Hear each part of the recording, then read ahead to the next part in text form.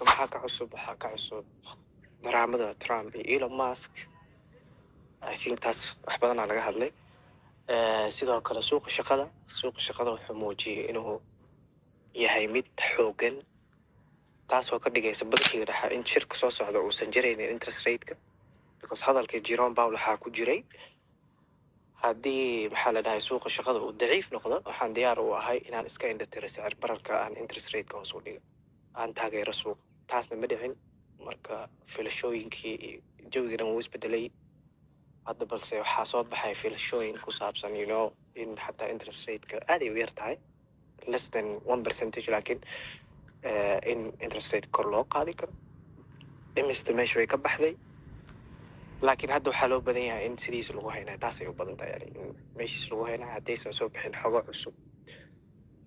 marka koley arrimahaas waxay keentay in suuqa xoogaa yar uu soo nasto. and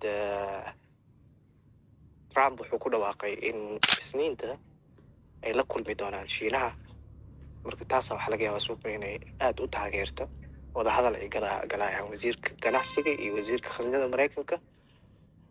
waxay la kulmayaan wafdi ka imaanaya China, waxayna ku kulmayaan London. marka I think beri dambe waaya.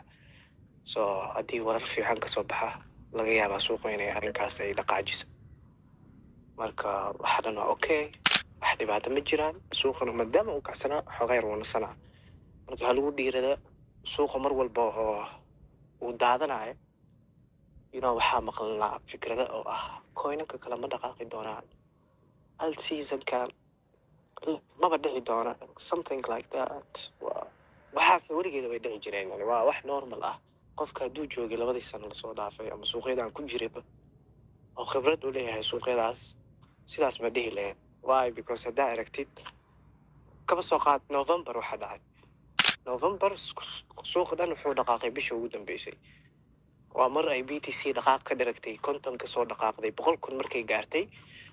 BTC kaligeed ay dhaqaaqday Soomaaliyano dhaqaaqa markay ka dhiragtay markaas ay bilaabeen coinanka inay dhaqaaq sameeyaan. waxaa ka mid ahaa XRP, coinkii Zakariya kastoo uu joogin $3 uu gaaray.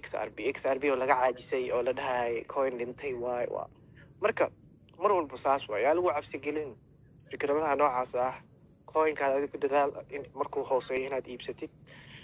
iska daaya akhay, iska sug ilaa uu kaca meel. for example coinka waxaa ka gashay $10, waxaa ka gashay $5. iska sug ilaa ku gaaro meeshii aad adiga ku rabtay $50, $60. waxyaabaha newska soo baxay, daraamadaha iska socota, waa ku daalaysaa.